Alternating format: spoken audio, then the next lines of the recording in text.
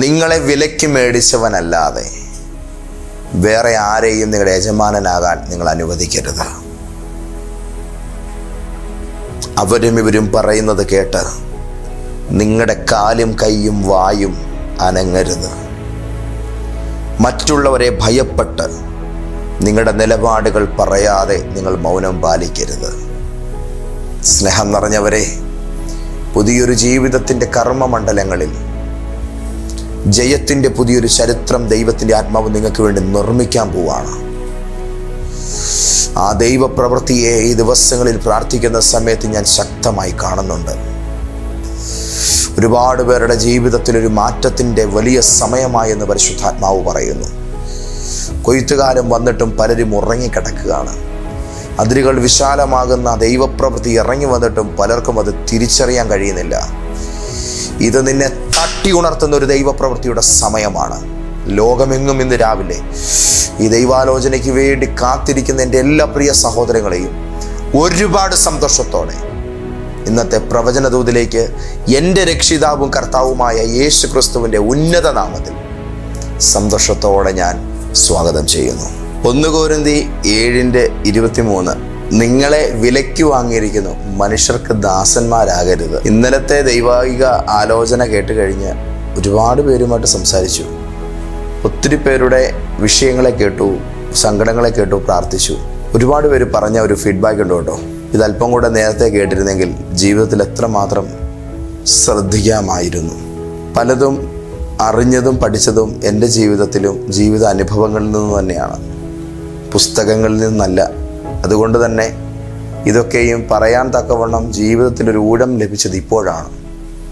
ദൈവത്തിൻ്റെ പരിശുദ്ധാത്മാവ് ഒരു അവസരം നൽകുമ്പോഴല്ലാതെ പിന്നെ എപ്പോഴാണ് ഇനി അതൊക്കെ പറയുക? അതുകൊണ്ട് ഇന്നലെ നാം ദൈവസന്നിധിയിൽ കേട്ടതിൻ്റെ ഒരു ബാക്കി പത്രം എന്നോണം അല്പം കാര്യങ്ങൾ നിങ്ങളോട് ഇന്ന് പറയാൻ ദൈവത്തിൻ്റെ ആത്മാവിനെ ഭരമേൽപ്പിച്ചിട്ടുണ്ട്.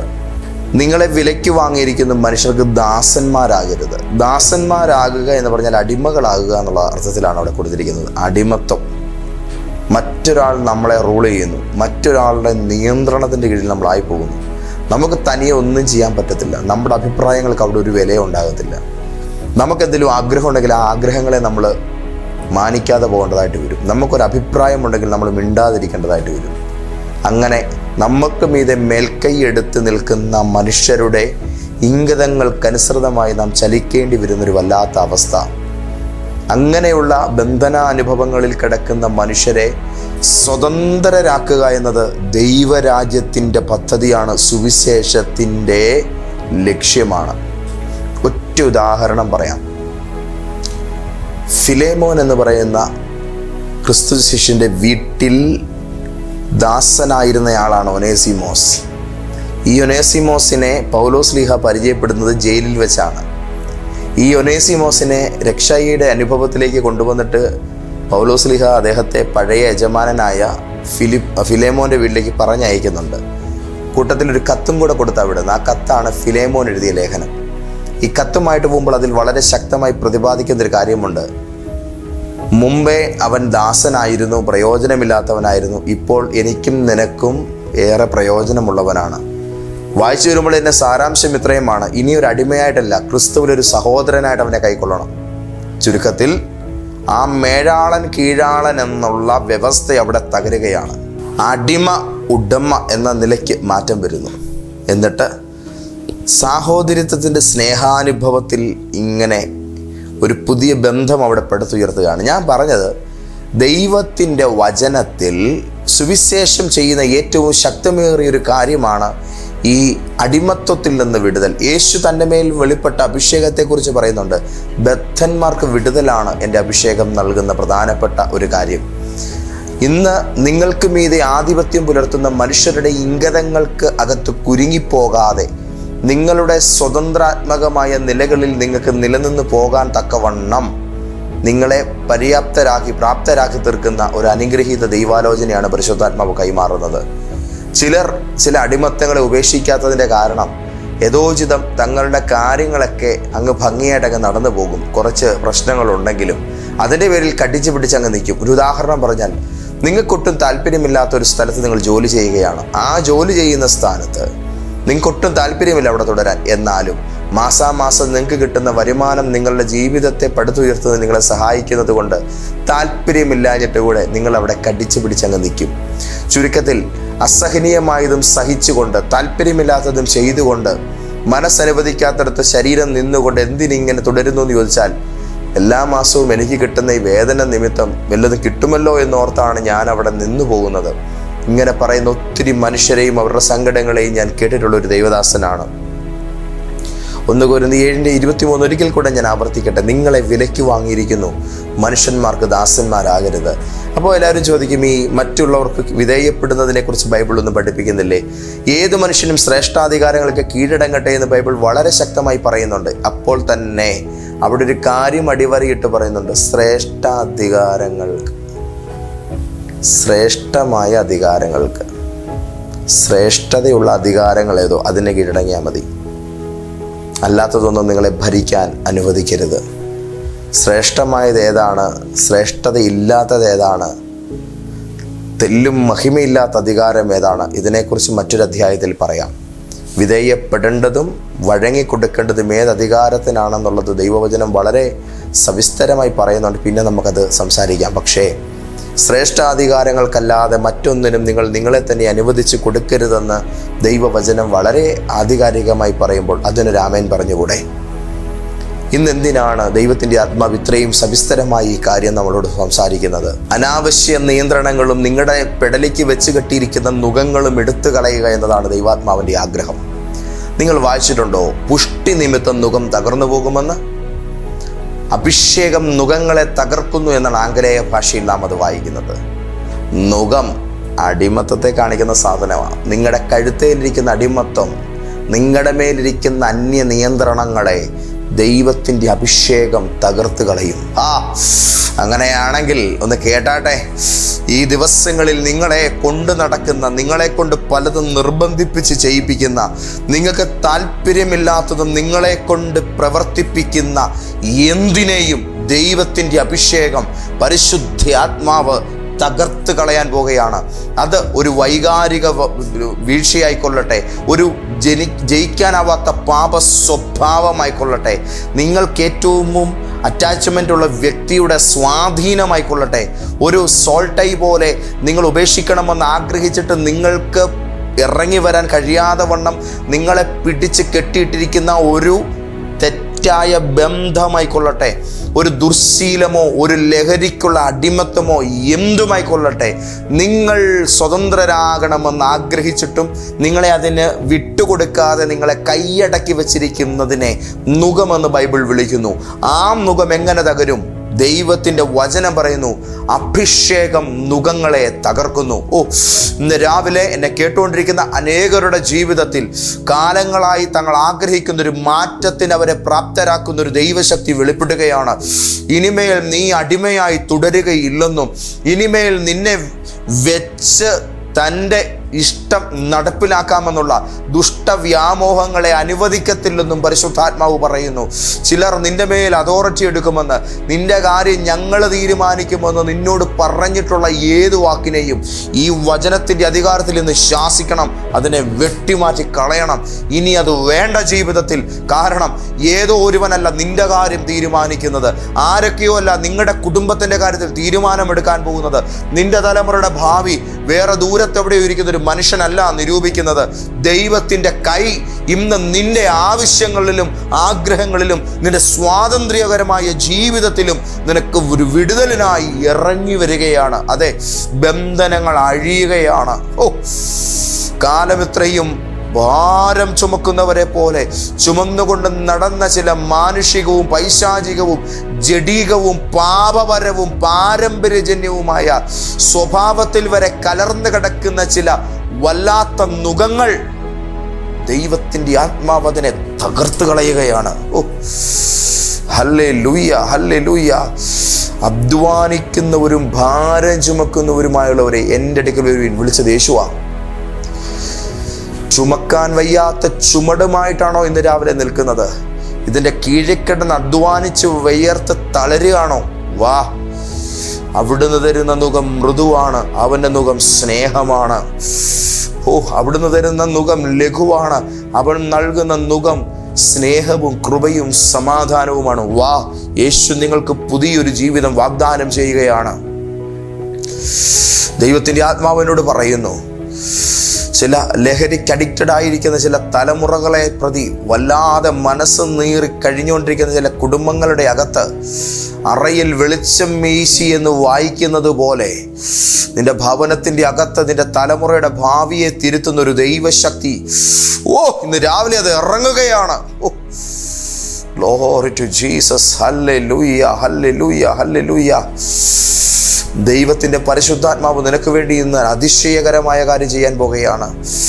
ഇന്നലെ രാവിലെ ഞാൻ കായംകുളത്തേക്കൊരു ശുശ്രൂഷയ്ക്കായി കടന്നു പോകുന്ന സമയത്ത് ഒരു ഫോൺ കോൾ വന്നു. ഒരമ്മ വിളിച്ച് വളരെ വേദനയോടെ പറഞ്ഞു. ആ ഫോൺ കോൾ കേട്ടിട്ട് കുറച്ച് സമയത്തേക്ക് എനിക്ക് വണ്ടി ഒതുക്കിയിട്ട് ഞാൻ ഒന്ന് പ്രാർത്ഥിച്ചൊന്ന് ഫ്രീ ആകാൻ തീരുമാനിച്ചു. കാരണം അത്രത്തോളം എന്നെ മനസ്സിനെ പിടിച്ച് ഉലച്ച ഒരു വിഷയമാണ് അമ്മേനോട് പറഞ്ഞത്. അവരുടെ മകൻ്റെ ഒരു സ്നേഹിതൻ ഒരു ദിവസം രാത്രിയിൽ അവനെ വിളിച്ചു. എടാ, നീ എവിടെയുണ്ട്? ഇവിടം വരെ ഒന്ന് വന്നേ. കൂട്ടുകാരൻ വിളിച്ചതല്ലേ.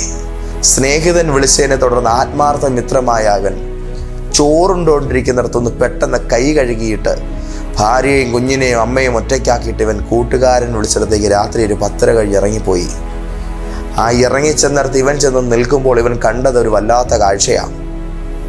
അവിടെ നിന്നും തൻ്റെ സ്നേഹിതനുമായി കാര്യങ്ങൾ ആരാഞ്ഞു നിൽക്കുന്ന സമയത്ത് തന്നെ പോലീസ് വന്നു. തൻ്റെ കൂട്ടുകാരൻ ചെയ്തൊരു കൊലപാതകത്തിൽ ഇവൻ കൂട്ടുപ്രതിയായി. അങ്ങനെ ജയിലിൽ അടയ്ക്കപ്പെട്ടു. 2 തവണ പരോള് കിട്ടി. 3-ാം തവണ പരോളിന് വേണ്ടി അപേക്ഷിച്ച സമയത്ത് ഏതാനും ദിവസങ്ങൾ മാത്രം ശേഷിച്ചിരിക്കെ മറ്റൊരു സെല്ലിലേക്ക് ഇവരെ കോവിഡിൻ്റെ പശ്ചാത്തലത്തിൽ കുറച്ചുപേരെ മാറ്റി പാർപ്പിച്ചു. അങ്ങനെ വേറൊരു സെല്ലിൽ എത്തിയപ്പോൾ അവിടെ പുതുതായി വന്ന ഒരു തടവ് പുള്ളിയുടെ കയ്യിൽ നിന്ന് വീര്യം കൂടിയ എന്തോ ഒരു മയക്കുമരുന്ന് കണ്ടെത്തി. ഇത് കണ്ടെത്തിയതിനെ തുടർന്ന് കാര്യമറിഞ്ഞിട്ടും അധികാരികളോട് പറഞ്ഞില്ലെന്നുള്ള നിലയിൽ അയാൾക്ക് കടുത്ത ശിക്ഷ പിന്നെയും നേരിടേണ്ടി വന്നു. പരോള് ലഭിച്ചിട്ടില്ല. 2 വയസ്സ് പ്രായമുള്ളൊരു കുഞ്ഞു വീട്ടിലുണ്ട്. ആ കുഞ്ഞിൻ്റെ ഭാവിക്ക് വേണ്ടി ഈ അമ്മ മറ്റൊരിടത്ത് പോയി കഷ്ടപ്പെടുകയാണ്. ഒരു നുകം കയറുന്നതാ. അന്യൻ്റെ വിളിക്കനുസരിച്ച് നിന്റെ കാല് വേണ്ടാത്തടത്തേക്ക് ചലിച്ചാൽ ഒരു ഭാവി അങ്ങ് പോകും. ഒരു നോ പറഞ്ഞാൽ തീരുന്നൊരു വിഷയം, അത് പറയാനുള്ളതായ മാനസികാവസ്ഥ പലപ്പോഴും കിട്ടാതെ പോകുന്നതിൻ്റെ പേരിൽ നിന്റെ കുടുംബം തന്നെ ചില നിമിഷങ്ങളിൽ വഴിയാതരമായി പോകും. അനുവദിക്കരുത്. നിങ്ങളെ വിലയ്ക്ക് വാങ്ങിയിരിക്കുന്നു. മനുഷ്യർക്ക് ദാസന്മാരാകരുത്. ഇനിമേൽ അത്തരത്തിലുള്ള പ്രലോഭനപരമായ വിളികൾ വരുമ്പോൾ ഇറങ്ങിപ്പോകരുത്. കയ്യിലൊരു പച്ചില കാണിച്ച്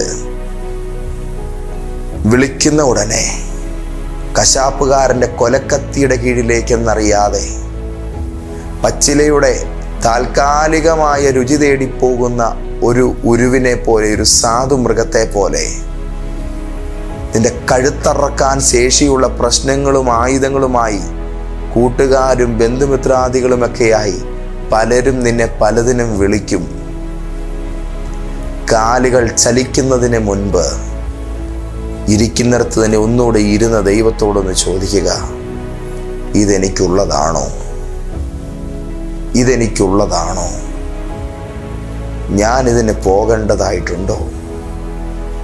ഉത്തരം സ്പഷ്ടമായി ചോദിക്കുന്നവന് കിട്ടിയിരിക്കും. കുറേ നാളുകൾക്ക് മുൻപ് എൻ്റെ ആത്മീക ശുശ്രൂഷയിൽ നിൽക്കുന്ന ഒരു കുടുംബത്തിൽ ഒരു സംഭവം ഉണ്ടായി. അവരുടെ വീട്ടിലുള്ള പയ്യനെ അവരുടെ തന്നെ ഒരു ബന്ധു അയാളുടെ കൂടെ ഒരു യാത്ര പോകാൻ വിളിക്കുകയാണ്. തലേ രാത്രി അവരെൻ്റെ വീട്ടിലുണ്ട്. കുടുംബ പ്രാർത്ഥനയുടെ സമയമായപ്പോൾ അവർ ചോദിച്ചു, പാസ്റ്റർ ഞങ്ങളും കൂടെ ഒന്ന് ഇരുന്നോട്ടെ, ഇരിക്കാൻ പറഞ്ഞു. അങ്ങനെ ഇരുന്ന് പ്രാർത്ഥിക്കുന്ന സമയത്ത് പെട്ടെന്ന് ദൈവത്തിൻ്റെ ആത്മാവ് എന്നോട് പറഞ്ഞു, ഈ ചെറുപ്പക്കാരനോട് പറയുക, നാളെ നിനക്കൊരു യാത്രയ്ക്കായി നിന്നെ ഒരു ബന്ധു വിളിക്കും, ആ യാത്രയ്ക്കൊപ്പം പോകരുത്. അതൊരു പണി കിട്ടുന്ന പരിപാടിയാണ്, നീ പോയേക്കരുത് എന്ന് ഞാൻ ആ പയ്യനോട് പറഞ്ഞു. ഉടനെ പറഞ്ഞു, പാസ്റ്ററെ ഓൾറെഡി വിളിച്ചു, പോകാമെന്ന് ഞാൻ വാക്കും കൊടുത്തു, ഇനി എങ്ങനെ പോകാതിരിക്കണമെന്ന് അറിയത്തില്ല, ഞാൻ വാക്ക് കൊടുത്തു പോയി പാസ്റ്ററെ. ഞാൻ പറഞ്ഞു, ദൈവത്തിൻ്റെ ആത്മാവ് പറഞ്ഞത് പോകരുത് എന്നാണ്. പോയാൽ അതിൻ്റെ പരിണിത ഫലം നീ അനുഭവിക്കേണ്ടി വരും. അതിന് ഞാൻ ഉത്തരവാദിയായിരിക്കത്തില്ല. ഒന്ന് പ്രാർത്ഥിക്കാവോ ആ പ്രശ്നം ഉണ്ടാകാതിരിക്കാൻ? അതെൻ്റെ ജോലിയല്ല, അതെൻ്റെ ജോലിയല്ല. ധിക്കാരം കൊണ്ട് പറയുന്നതല്ല. ദൈവത്തിൻ്റെ മുന്നറിയിപ്പിനേക്കാൾ വലുതല്ല നമ്മളുടെ തീരുമാനങ്ങൾ. കർത്താവിൻ്റെ തിരുഹിതത്തിന് വിപരീതമായ നമ്മുടെ തീരുമാനങ്ങൾ നാം എടുക്കുന്നതിലൂടെ നമുക്ക് വരാൻ പോകുന്ന അനർത്ഥങ്ങളെക്കുറിച്ച് ദൈവത്തിൻ്റെ ആത്മാവ് നമുക്ക് ബോധവൽക്കരണം തരുമ്പോൾ, സർവശക്തനല്ലേ, എന്നാൽ ഇതും കൂടെ അങ്ങ് മാറ്റി തന്നേരെ ഞാൻ എൻ്റെ വഴിക്ക് പോകുമെന്നുള്ള ആ ഇരട്ടത്താപ്പ് നയമുണ്ടല്ലോ, അതവിടെ ചെലവാകത്തില്ല. ആശയക്കുഴപ്പത്തിലായി. അവരന്ന് പ്രാർത്ഥന കഴിഞ്ഞ് എഴുന്നേൽക്കാൻ നേരം അവൻ്റെ കോള് പിന്നെയും വന്നു. എടാ, നീ നാളെ വരുമല്ലോ അല്ലേ? മൂളിച്ച മൂളി ചെല്ലത്തുമില്ല, പോകാനും വയ്യ, പോകാതിരിക്കാനും വയ്യ എന്നുള്ള നിലയിലാകുമ്പോൾ ഒരു നിസ്സഹായതയുടെ ഒരു ഞരക്കമുണ്ടല്ലോ. അവൻ്റെ മുഖമൊക്കെ വലിയ മേഘാവൃതം പോലെയായി. വല്ലാതെ സങ്കടപ്പെട്ടിരിക്കുന്ന സമയത്ത് ഞാൻ പറഞ്ഞു, പോകരുത് പാസ്റ്ററെ, പേടിപ്പിക്കാതെ ഇങ്ങനെ പറയല്ലേ, എനിക്ക് പോകാതിരിക്കാൻ പറ്റാത്തൊരു സാഹചര്യമായി പോയി. ഉടനെ ആ കുടുംബാംഗത്തിൽ ഒരാൾ പറഞ്ഞു, പോകരുതെന്ന് പരിശുദ്ധാത്മാവ് പറഞ്ഞ കാര്യമാണ്, നീ പോകാൻ സമ്മതിക്കത്തില്ല, ഞാൻ അവനെ വിളിച്ച് പറയാം. ഉടനെ പറഞ്ഞു, പറ്റത്തില്ല, പറയാതിരിക്കാൻ പറ്റത്തില്ല, അവൻ ഞങ്ങളെ കുറച്ച് കാശൊക്കെ തന്ന് സഹായിച്ചതാ, അവൻ വിളിക്കുമ്പോൾ പോകാതിരിക്കാൻ പറ്റത്തില്ല, ഇപ്പോഴും മുഴുവൻ പൈസയും കൊടുത്ത് തീർന്നിട്ടില്ല, ഇതിൻ്റെ പേരിൽ അവൻ ഇനി അടുത്ത പുകലുമായിട്ട് വരും, പോയില്ലെങ്കിൽ അതുകൊണ്ട് പോകാതിരിക്കാൻ പറ്റത്തില്ല. എന്ത് ചെയ്യും? ഞാൻ പറഞ്ഞു, ദൈവത്തോട് നീ ശക്തമായിട്ട് നിൻ്റെ നിസ്സഹായത പറ. എനിക്ക് പോകണ്ടെന്നാണ്, പക്ഷെ അവൻ വിളിക്കുന്നു പോകാൻ. കർത്താവേ, ഞാൻ പോകാൻ ആഗ്രഹിക്കുന്നില്ല, എനിക്കതിനകത്തൊരു നോ പറയാനുള്ളതായ ബലം കിട്ടുന്നില്ല, എന്നെ സഹായിക്കണമേ. പ്രാർത്ഥിക്കാൻ പറഞ്ഞു. പാസ്റ്ററോട് പ്രാർത്ഥിക്കാവൂ? ഞാൻ പറഞ്ഞു, ഞാൻ പ്രാർത്ഥിക്കുകയല്ല, അത് നിൻ്റെ കാര്യമാണ്, നീ അതിനകത്ത് തീരുമാനമെടുക്കണം. എന്നാൽ ശരി, ഞാൻ തന്നെ പ്രാർത്ഥിക്കാം. ശരി, പ്രാർത്ഥിക്കുക. രാവിലെ 8:45 പോകേണ്ടതായിട്ടുണ്ട്. 8 മണിയായപ്പോൾ ആശാൻ കുളിച്ചൊരുങ്ങി പോകാൻ വേണ്ടി കാര്യങ്ങളെല്ലാം ക്രമീകരിച്ചിരിക്കുന്നു. വീട്ടിൽ അതിൻ്റെ പേരിലൊരു കുശുകുശുപ്പൊക്കെ ഉണ്ടാകുന്നുണ്ട്. പോകരുതെന്ന് ഒരു പക്ഷം ആൾക്കാർ പറയുന്നു, പോകാതിരിക്കാൻ പറ്റുന്നുമില്ല. അങ്ങനെ പോകാനായിട്ട് കാര്യങ്ങളെല്ലാം സജ്ജമാക്കി ഒന്നുകൂടെ പ്രാർത്ഥിക്കാമെന്ന് കരുതി അവിടെ ഇരിക്കുന്ന സമയത്ത് ആ വീട്ടിലൊരു കുട്ടി വീണു. കട്ടളിൽപ്പടിയുടെ ആ ഒരു ഭാഗത്ത് അതിൻ്റെ കാല് തട്ടി കൊച്ചു വീണു, ചുണ്ട് പൊട്ടി. പെട്ടെന്ന് കുഞ്ഞിനെയും കൊണ്ട് ആശുപത്രി പോകേണ്ടതായിട്ട് വന്നു. കൊച്ചിനെയും കൊണ്ട് ആശുപത്രി പോകാൻ വേണ്ടി ഇറങ്ങിയപ്പോൾ പെട്ടെന്ന് മറ്റേ കോള് വന്നു, പറഞ്ഞു വരാൻ പറ്റത്തില്ല, കൊച്ചു വീണ്, ആശുപത്രി പോവാ. എന്നാൽ ശരി, ഞാൻ വേറൊരു വണ്ടി വിളിച്ച് പോക്കോളാം. ആ പ്രശ്നം അവിടെ അങ്ങ് തീർന്നു. കുഞ്ഞിനെയും കൊണ്ട് ആശുപത്രി പോയി, കൊച്ചിന് കുഴപ്പമൊന്നുമില്ല, ഇവിടെ ജസ്റ്റ് ഒന്ന് വീണപ്പോൾ എന്തോ ഒരു ചെറിയൊരു പൊട്ടലുണ്ടായതേ ഉള്ളൂ. ഒരു വലിയ പ്രശ്നം, നമ്മളിതിനെയാണ് ഈ കണ്ണിക്കൊള്ളേണ്ടത് പുരികത്തിക്കൊണ്ടു പോവുക എന്ന് പറയുന്നത്. ഒരു വലിയ വിപത്ത് അങ്ങ് ഒഴിഞ്ഞു മാറിപ്പോയി. അതൊഴിഞ്ഞു മാറിപ്പോയതിൻ്റെ കാര്യം തലേ രാത്രിയിൽ ദൈവശബ്ദം കേട്ടതും അതേ തുടർന്ന് എന്നെ പോകാൻ അനുവദിക്കരുതേ എന്നുള്ളതായ പ്രാർത്ഥന ഉയർന്നതിൻ്റെയും പേരിലാണ് ദൈവമായിട്ട് ആ യാത്രയുടെ മേൽ ഒരു തടസ്സത്തെ ഇട്ടത്. കൊച്ചിന് കുഴപ്പമൊന്നുമില്ല, കുഞ്ഞ് വളരെ ഓക്കെയാ. കൊച്ചു പിള്ളേരല്ലേ, അവർ ഓടും താഴും വീഴും, ആ നിലയിലൊരു കുഞ്ഞ് വീഴ്ച. പക്ഷെ കൊച്ചിനൊന്നും പറ്റിയില്ല. ഇവിടുന്ന് ഇങ്ങനെ പെട്ടെന്ന് ചുണ്ട് പൊട്ടിയപ്പോൾ അവരോടത്താണ്ട് വലിയ വിഷയമാണ്, ചെറിയൊരു ഇതേ ഉള്ളൂ, കുഴപ്പമൊന്നുമില്ല, കുഞ്ഞോടി നടന്ന് കൊച്ചൊക്കെ ആയി. പക്ഷേ ആ ഒരു വലിയ പ്രശ്നത്തിൽ അകപ്പെടാതെ തല പോകേണ്ട സ്ഥാനത്ത് ദൈവം സൂക്ഷിച്ചു. പറഞ്ഞു വരുന്നതിൻ്റെ സാരാംശം, പലതിലേക്കും വിളികൾ വന്നാൽ എല്ലാറ്റിലേക്കും ഇറങ്ങി പോകരുത്.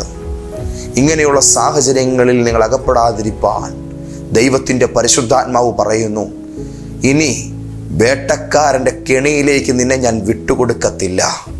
സങ്കീർത്തനം 91, അവൻ നിന്നെ വേട്ടക്കാരൻ്റെ കെണിയിൽ നിന്ന് വിടുവിക്കുന്ന ദൈവമാണ്. ആമേൻ, ആമേൻ, ആമേൻ, ആമേൻ. ദൈവത്തിൻ്റെ പരിശുദ്ധാത്മാവ് പറയുന്നു, ഈ ദിനങ്ങളിൽ ചില കുടുംബങ്ങളുടെ മേൽ എഴുതിയിരുന്ന ചില ചതിപ്രയോഗങ്ങളെ പരിശുദ്ധാത്മാവ് തകർത്ത് കളയുകയാണ്.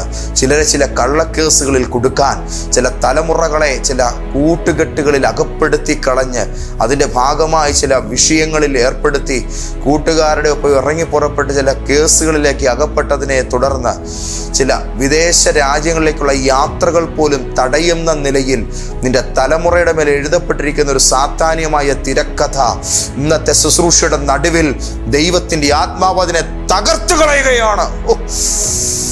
Glory to Jesus. ശക്തമായൊരു ദൈവിക വിടുതൽ വെളിപ്പെടുകയാണ്. പലരുടെയും ശരീരം സ്വതന്ത്രമാകുന്നത് ഞാൻ ആത്മാവിൽ കാണുന്നു. വലിയൊരു ദൈവമഹത്വം ഇറങ്ങുന്നു അനേകരുടെ ജീവിതത്തിൽ. പരിശുദ്ധാത്മാവ് വലിയൊരു സ്വാതന്ത്ര്യം തരികയാണ്. നിങ്ങൾ സ്നേഹിക്കുന്ന വ്യക്തികളിലൂടെ നിങ്ങൾക്ക് നേരെ സാത്താൻ ട്യൂൺ ചെയ്തുകൊണ്ടിരിക്കുന്ന തന്ത്രപരമായ ചില വൻ പദ്ധതികളെ ഇന്നത്തെ ഈ ഒരു വെളിപ്പാടിൻ്റെ ശുശ്രൂഷയുടെ നടുവിൽ പരിശുദ്ധാത്മാവ് നിന്നോട് പറയുന്ന വാക്കുകൾ നീ കേട്ടനുസരിക്കുന്ന നിമിത്തം ദൈവത്തിൻ്റെ ആത്മാവ് അതിനെ അഴിച്ചു മാറ്റുകയാണ്. Hallelujah, hallelujah, hallelujah. വേട്ടക്കാരൻ റെഡിയാണ്, കെണിയും സജ്ജമാണ്. അകപ്പെടണമോ വേണ്ടായോ എന്നുള്ളത് നിങ്ങൾക്ക് തീരുമാനിക്കാം. ഇന്ന് രാവിലെ ഈ പ്രവചനദൂത് കേൾക്കുന്ന ദൈവമക്കൾ തീരുമാനിക്കട്ടെ, ഞാനോ എൻ്റെ നന്മയോ എൻ്റെ സമയമോ എൻ്റെ വാഹനമോ എൻ്റെ വീടോ എൻ്റെ തലമുറയോ വീണ് കൊടുക്കത്തില്ല. കുരുക്കിൽ വീഴാൻ, കെട്ടിൽ വീണ് കുരുങ്ങിക്കിടക്കാൻ ഞങ്ങൾ തയ്യാറല്ല. ജീസസ്. മറ്റുള്ളവർ നിങ്ങളെ നിർബന്ധിക്കുന്നു, പോയേ മതിയാകൂ. എന്ത് ചെയ്യും? അങ്ങനൊരു സാഹചര്യം വന്നാൽ എന്ത് ചെയ്യും? ഏറ്റവും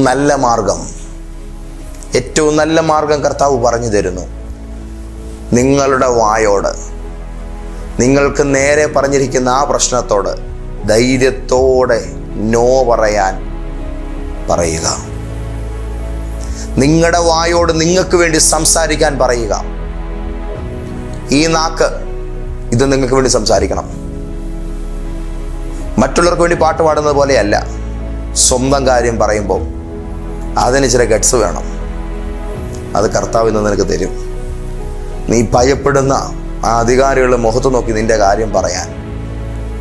ജീസസ്. കഴിഞ്ഞ ദിവസം ഞാൻ നിങ്ങളോട് പറഞ്ഞല്ലോ, യേശു ഒരുത്തരെയും ഭയപ്പെട്ടിരുന്നില്ല. യേശുവിനെ പേടിപ്പിക്കാൻ പിശാച് പഠിച്ച പണി 18 നോക്കി. യേശു പേടിച്ചില്ല. യേശു കടലിനെ പേടിച്ചില്ല, ഇരുട്ടിനെ പേടിച്ചില്ല, തിരകളെ പേടിച്ചില്ല, കുരിശിനെ പേടിച്ചില്ല, കൊല്ലൂന്ന് പറഞ്ഞപ്പോൾ പേടിച്ചില്ല, കയ്യിൽ ആണി അടിച്ചപ്പോൾ പേടിച്ചില്ല. ഇതിനെയൊന്നും അദ്ദേഹം ഭയപ്പെട്ടില്ല. അതിൻ്റെ കാരണം തൻ്റെ അകത്തുള്ള സമാധാനം അത്രമേൽ വലുതായിരുന്നു. ദൈവം നിന്റെ മനസ്സിനെ ഒന്ന് അഴിച്ചു പണിയുന്നത് ഞാൻ കാണുക. നിനക്ക് വേണ്ടി വാ തുറക്കാൻ ആരുമില്ലാത്ത ഇടങ്ങളിലും നിനക്ക് വേണ്ടി ശബ്ദിക്കാൻ നിന്റെ നാവിനെ പ്രാപ്തമാക്കുന്നൊരു ദൈവകൃപ ദൈവത്തിൻ്റെ ആത്മാവ് നിനക്ക് തരിക. നിന്റെ വായോട് നിനക്ക് വേണ്ടി സംസാരിക്കാൻ പറയണം. നീ ഇങ്ങോട്ടൊന്ന് വന്നേ, നീ അങ്ങോട്ടൊന്ന് പോയേ, നീ അത് ചെയ്തേ. ചുമ്മാ അങ്ങ് ഉത്തരവാദിത്വമില്ലാതെ ഓർഡറുകൾ ഇടുക. അത് പാലിച്ചോണം ബാക്കിയുള്ളവർ. ഇങ്ങോട്ടൊന്ന് വന്നേ, ഈ കാര്യം ഇത് ചെയ്തേ. ഇങ്ങനെ വിളിക്കുന്ന അനങ്ങാമ്പാറകളായ മഠിയന്മാർക്ക് വേണ്ടി പ്രതിഫലമില്ലാതെ ചലിക്കരുതെന്ന് നിങ്ങളുടെ കാലുകളോട് പറയണം. പലരും ഉണ്ടാകും വിളിക്കാൻ, അത് ചെയ്യ് ഇത് ചെയ്യുമെന്ന് പറയാൻ പലരും ഉണ്ടായിരിക്കും. ധൈര്യത്തോടെ പറയണം, നിങ്ങളുടെ കാലിന് എന്നാ പറ്റി, നിങ്ങളുടെ കൈക്ക് എന്നാ പറ്റി, എന്തേ നിങ്ങൾ എവിടെ തന്നെ ഇരിക്കുന്നു, എഴുന്നേൽക്കൂ, നിങ്ങൾ തന്നെ നിങ്ങളുടെ കാര്യം ചെയ്യൂ, എന്നെ എൻ്റെ വഴിക്ക് വിടൂ, എനിക്ക് സമയമില്ല, എന്നെ അതിന് കിട്ടില്ല.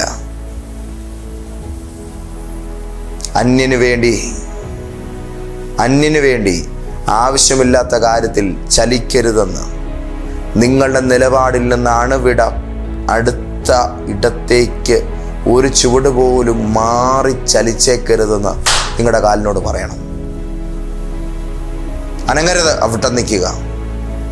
ദൈവം യോശുവയോട് പറഞ്ഞൊരു കാര്യമുണ്ട്, ഉറച്ചു നിൽക്കണം. നീ ഉറപ്പും ധൈര്യവുമുള്ളവനായിട്ട് തന്നെ നീ നിൽക്കണം. അവർ പല വിക്രിയകളും കാണിക്കും നിന്നെ ഇളക്കാൻ. 1-2 പേരല്ല, ലക്ഷക്കണക്കിന് മനുഷ്യരുണ്ട് ചുറ്റും. നിന്റെ ചുറ്റും നിൽക്കുന്ന ലക്ഷക്കണക്കിന് മനുഷ്യർ നിന്റെ നേരെ പലതും എടുത്തുകൊണ്ട് വരും. അനങ്ങിയേക്കരുത്, നീ നിൽക്കുന്നിടത്ത് നിന്നോണം. തിരുവെഴുത്ത് പറയുന്നു, എൻ്റെ അഭിഷക്തന്മാരെ തൊടരുത്, എൻ്റെ പ്രവാചകന്മാർക്ക് ദോഷം ചെയ്യരുത്. ദൈവത്തിൻ്റെ കൽപ്പന പിശാചിന്റെ മേലുണ്ട്. അവൻ നിന്നെ തള്ളിയിടാൻ വരാത്തത് കൊണ്ട് നീ നിൽക്കുന്നിടത്തുനിന്ന് നിന്നെ കുഴിയിലോട്ട് ഇങ്ങനെ നയിച്ചുകൊണ്ട് പോയി വീഴിക്കാനുള്ള പണിയാണ് പലപ്പോഴും നോക്കുന്നത്. അനങ്ങരുത്, നിൽക്കുന്നിടത്ത് തന്നെ നിൽക്കുക, നിലപാടുകളിൽ ഉറച്ചു നിൽക്കുക. Jesus Christ. വെറുതെ അങ്ങ് പോകരുത്, നിൽക്കുക. അലറിയെടുക്കുന്നുണ്ടായിരിക്കാം പലരും. നിന്റെ വശത്താലറിയെടുത്ത് വരുന്ന 1000 പേരുണ്ടെങ്കിലും 10,000 പേരുണ്ടെങ്കിലും അത് രണ്ടും രണ്ട് വശത്തും വീഴും. നീ നിൽക്കുന്നിടത്ത് തന്നെ നിൽക്കും. അങ്ങനെ നിന്നാൽ നിന്റെ കാലിൻ്റെ കീഴിൽ ബാലസിംഹങ്ങളും പെരുമ്പാമ്പുകളും മെതിക്കപ്പെടുന്നത് നീ കാണും. ഇതാ അതിൻ്റെ മർമ്മം. സിംഹത്തിൻ്റെ മേലും മണലിമേലും നീ ചവിട്ടും, ബാലസിംഹത്തെയും പെരുമ്പാമ്പിനെ നീ മെതിച്ച് കളയുമെന്ന് പറഞ്ഞാൽ കാഴ്ച ബംഗ്ലാവിലോട്ട് പോക്കോ, അവിടെ കൂട്ടിക്കിടക്കുന്ന സിംഹത്തെ ഇറക്കി അതിൻ്റെ തലമുടക്കിട്ട് ചവിട്ടിക്കോ എന്നുള്ളതല്ല. ജീസസ് ഏതെങ്കിലും പൊത്തിപ്പോയി കൈയിട്ട് പാമ്പിനെ വെളിയിലെടുത്തിട്ട് അതിൻ്റെ തലക്കെട്ട് ചവിട്ടുക എന്നുള്ളതല്ല അതിൻ്റെ അർത്ഥം. സിംഹത്തിൻ്റെ മേലും മണലിമേലും നീ ചവിട്ടും, ബാലസിംഹങ്ങളെയും പെരുമ്പാമ്പിനെ നീ മെതിച്ച് കളയും. സർപ്പത്തിൻ്റെ തലയെ കാൽ കീഴ് ചവിട്ടി അമർച്ച ചെയ്തെന്ന് പറഞ്ഞാൽ ദുഷ്ടൻ്റെ തന്ത്രങ്ങൾ, അവൻ്റെ മാസ്റ്റർ ബ്രെയിൻ യേശു പൊളിച്ചു എന്നതിൻ്റെ അർത്ഥം. ജീസസ് അവൻ്റെ ആലോചനയും നിൻ്റെ മേൽ നടക്കത്തില്ല. പിശാചിൻ്റെ തന്ത്രങ്ങളെ നിങ്ങൾ അറിയാത്തവരല്ലല്ലോ, നിങ്ങൾക്ക് അറിയാമത്. ദൈവത്തിൻ്റെ ജനമേ, പരിശുദ്ധാത്മാവ് ഇന്ന് രാവിലെ നിന്നെ സ്വതന്ത്രനാക്കുക. ഈ ശുശ്രൂഷയിലൂടെ പുതിയൊരു ആർജവത്വം നിനക്ക് തരിക. നിന്റെ കാലിന് സമാധാനത്തിൻ്റെ സുവിശേഷത്തിനായുള്ള ഒരുക്കത്തെ ജീസസ് ദൈവം അണിയിക്കുകയാണ്. അടുത്തത്, നിങ്ങൾ വിശ്വസിക്കുന്ന കാര്യങ്ങൾ ശക്തമായി തന്നെ സംസാരിക്കുക. നിങ്ങൾ വിശ്വസിക്കുന്ന, നിങ്ങൾക്ക് ബോധ്യമുള്ള കാര്യങ്ങൾ ശക്തമായി തന്നെ സംസാരിക്കുക. നിങ്ങളുടെ ശബ്ദത്തോട് വായുണ്ടേലും മിണ്ടുകയല്ല, പേടിയാ മിണ്ടാൻ. എത്ര കാലം ഇങ്ങനെ ഭയന്ന് ജീവിക്കും? നിങ്ങളുടെ ശബ്ദത്തോട് നിങ്ങൾക്ക് വേണ്ടി മുഴങ്ങാൻ പറയുക. ഇതിൻ്റെ അർത്ഥം തലയ്ക്ക് വെളിവില്ലാത്ത കുറെ മനുഷ്യർ വന്ന് ചീത്ത വിളിക്കുമ്പോൾ അതിൻ്റെ ബാക്കി പറയുക എന്നുള്ളതല്ല. നിന്നോട് അസഭ്യം പറയുന്നവനോട് അതേ ലാംഗ്വേജിൽ തിരിച്ചു പറയുക എന്നുള്ളതല്ല അതിൻ്റെ അർത്ഥം. അവിടെ നീ മിണ്ടരുത്, മിണ്ടാതിരിക്കണം. ജീവിതത്തിൽ നിർണായകമായ തീരുമാനങ്ങൾ എടുക്കേണ്ടി വരുമ്പോൾ നിന്നെ ഒരാൾ കൺട്രോൾ ചെയ്യാൻ പോവുകയാണ് എന്ന് നിനക്ക് ഉറപ്പുവരുത്തപ്പെടുന്ന സാഹചര്യങ്ങളിൽ നിന്ന് കൊടുക്കരുത്. അപ്പോൾ ദൈവദാസനെ, ക്രിസ്ത്യൻ ലീഡർഷിപ്പ് എന്ന് പറഞ്ഞാൽ എന്താ? ക്രിസ്തീയ നേതൃത്വം എന്ന് പറയുന്നത് ഭരണമല്ല, നയിക്കലാണ്. ജീസസ് സ്നേഹത്തിലുള്ള നയിക്കലാണത്. ജീസസ് അവരെൻ്റെ അണ്ടറിലാണ്. അങ്ങനെ അണ്ടറിലില്ല ആരുടെയും, ഒരു അണ്ടർസ്റ്റാൻഡിങ്ങിലാണ്. അതതിൻ്റെ കാര്യം. നമ്മളൊരു പൊതുധാരണയിലാണ്. പക്ഷെ ഞാൻ നിങ്ങളുടെ കീഴിലല്ല, ഞാൻ കർത്താവിൻ്റെ കീഴില്ല. എൻ്റെ തലയ്ക്ക് മീതെ ചെങ്കോൽ യേശുവിൻ്റെത് മാത്രമേ ഉള്ളൂ. ഞാൻ ഒരുത്തരുടെയും കൈക്കീഴെ കൊണ്ട് തല വെച്ച് കൊടുക്കത്തില്ല. ഒരുത്തരുടെയും വടിക്ക് കീഴിൽ എൻ്റെ തല കൊടുക്കാൻ ഞാൻ ഇഷ്ടപ്പെടുന്നുമില്ല. കൊടുക്കരുത്. നിങ്ങളെ വിലയ്ക്ക് മേടിച്ചവനല്ലാതെ നിങ്ങളുടെ മേൽ വേറെ ആരും യജമാനന്മാരാകാൻ അനുവദിക്കരുത്. നിങ്ങളെ വിലയ്ക്ക് മേടിച്ചവനെ അല്ലാതെ വേറെ ആരെയും നിങ്ങളുടെ യജമാനനാകാൻ അനുവദിക്കരുത്. ആരാ നിങ്ങൾക്ക് വേണ്ടി കഷ്ടപ്പെട്ടെ? ആരാ നിങ്ങൾക്ക് വേണ്ടി വില മുടക്കിയേ? ആരാ നിങ്ങളെ ഇത്രത്തോളം ഉയർത്തിയേ? ആരാ നിങ്ങളെ ഇത്രത്തോളം കൈപിടിച്ച് കൊണ്ടുവന്നേ? അവനോട് മതി നിങ്ങളുടെ വിധേയത്വം. ജീസസ് അതിൻ്റെ അർത്ഥം മറ്റുള്ളവർ തലേ കയറണം എന്നുള്ളതല്ല. എളിമയോടും താഴ്മയോടും സൗമ്യതയോടും കൂടെ നിൽക്കണം. നിങ്ങളുടെ സൗമ്യത എല്ലാവരും അറിയണം. കാർക്കശ്യങ്ങൾ വിട്ട് സ്നേഹത്തോടെ ഇടപെടണം. പക്ഷെ അപ്പോഴും പാമ്പിനെ പോലുള്ള ബുദ്ധി നിനക്കൊണ്ടായിരിക്കണം. പ്രാവിനെ പോലുള്ള നിഷ്കളങ്കത നിന്റെ മുഖമുദ്രയായിരിക്കണം. ഇന്ന് നിങ്ങളുടെ മേൽ മറ്റുള്ളവർ നടത്താൻ ഉദ്ദേശിച്ച നിയന്ത്രണങ്ങളെ ജയിക്കാൻ ദൈവത്തിൻ്റെ പരിശുദ്ധാത്മാവ് നിനക്ക് പറഞ്ഞു തന്ന പ്രവചനാലോചനയാണ്, വിജയമന്ത്രമാണിത്. ഇത് നിങ്ങളുടെ സന്തതികളെ കേൾപ്പിച്ചവർക്ക് പറഞ്ഞു കൊടുക്കണം. ജീസസ് അമ്മൂമ്മ കഥ പറഞ്ഞു കൊടുക്കുന്ന സമയത്ത് മനുഷ്യനെ അങ്ങനെ തിരിച്ചറിയാമെന്ന് മക്കളെ പഠിപ്പിക്കണം. പൊട്ടക്കഥകൾ പറഞ്ഞ് പിള്ളേരെ വെറും വിചിത്ര ഭാവനകൾക്ക് വിധേയരാക്കുന്നതിനപ്പുറത്ത് അവരുടെ തലച്ചോറിലോട്ട് ബുദ്ധിയുടെ വിത്തുകൾ എറിഞ്ഞു കൊടുക്കണം. ജീസസ് ഇന്നും പഠിച്ച് മിടുക്കനായി നല്ലൊരു ജോലി നേടണം എന്നാണ് നിങ്ങൾ നിങ്ങളുടെ മക്കളെ പഠിപ്പിക്കുന്നതെങ്കിൽ നിങ്ങൾ പരാജയപ്പെട്ടൊരു രക്ഷിതാവാണ്. ജോലി എന്നും അത് മറ്റൊരാൾക്ക് കീഴിൽ തന്നെ നിൽക്കുന്ന ഒരു അവസ്ഥയാണ്. പറയരുത് തലമുറയോട്, നീ ആരാണോ നിനക്ക് സ്വതന്ത്രമായി നീ ആയിരിക്കുന്ന ആ മേഖലയിൽ വളരാം, വികസിക്കാം. നിന്റെ തണലിൽ മറ്റുള്ളവർ നിൽക്കട്ടെ. ആ നിലയിലേക്ക് നിങ്ങളുടെ തലമുറകളെ ട്യൂൺ ചെയ്യുക. അടിമവേലകൾക്ക് വേണ്ടിയല്ല നിങ്ങൾക്ക് തലമുറകളെ ദൈവം തന്നിരിക്കുന്നത്. നിങ്ങൾ വഴിയിൽ കിടക്കേണ്ടതായിട്ട് ദൈവം അനുവദിക്കത്തില്ല. നിങ്ങൾ കടത്തിണയിൽ കിടന്നുറങ്ങേണ്ട ഗതികേട് നിങ്ങൾക്ക് വരത്തില്ല. നീതിമാൻ തുണയില്ലാതിരിക്കുന്നതും അവൻ്റെ സന്തതി അപ്പം ഇരക്കുന്നതും ഞാൻ കണ്ടിട്ടില്ല. സ്നേഹം നിറഞ്ഞവരെ, നല്ല ബോധ്യത്തോടുകൂടെ ജീവിക്കണം. നമ്മുടെ സഭ ജീവിതത്തിൻ്റെ മാറ്റം, അതാണ് ഏറ്റവും കൂടുതൽ മനുഷ്യരോട് ഈ ദിവസങ്ങളിൽ സംസാരിക്കുന്നത്. പുതുതായൊരു വ്യക്തി ചർച്ചിൽ വന്നാൽ ഞാൻ അവരോട് സംസാരിക്കാൻ ആഗ്രഹിക്കുന്നതാണ്. Change your life, change your thought, change your vision. നിങ്ങളുടെ ലൈഫിനകത്ത് ഇന്ന് വരെ നിങ്ങൾക്കുണ്ടായിരുന്നതിനെല്ലാം ചേഞ്ച് ചെയ്യുക. റിയൽ ലൈഫ് ചേഞ്ചർ ജീസസ് ആണ്. അവിടുന്ന് നിങ്ങളുടെ ജീവിതത്തെ മാറ്റാൻ ആഗ്രഹിക്കുന്നു. നിങ്ങളുടെ മനസ്സ് അതിൻ്റെ മുമ്പിൽ ആദ്യമായി മാറ്റാൻ നിങ്ങൾ തയ്യാറാണോ?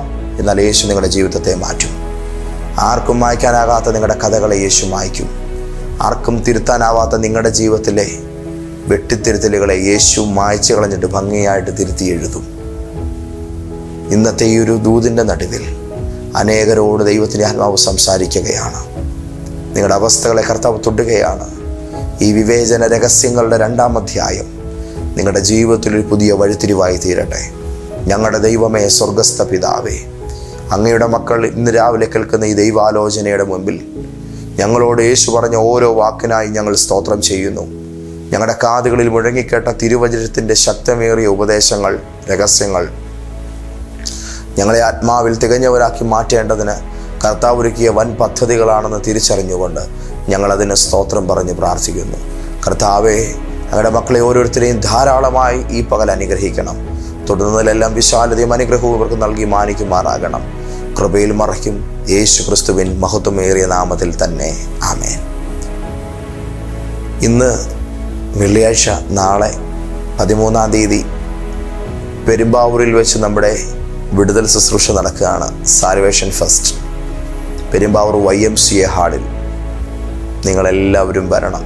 നാളെ ഒരുമിച്ച് നമ്മൾ കർത്താവിൽ സന്തോഷിക്കാൻ പോകുകയാണ്. ഓക്കെ, നാളെ കഴിഞ്ഞ് കോട്ടയം IMA ഹാളിൽ നമ്മൾ കർത്താവിനെ ആരാധിപ്പാൻ ഒത്തുചേരും. എല്ലാ അനുഗ്രഹങ്ങളാലും കർത്താവ് നിങ്ങളെ നിറയ്ക്കട്ടെ.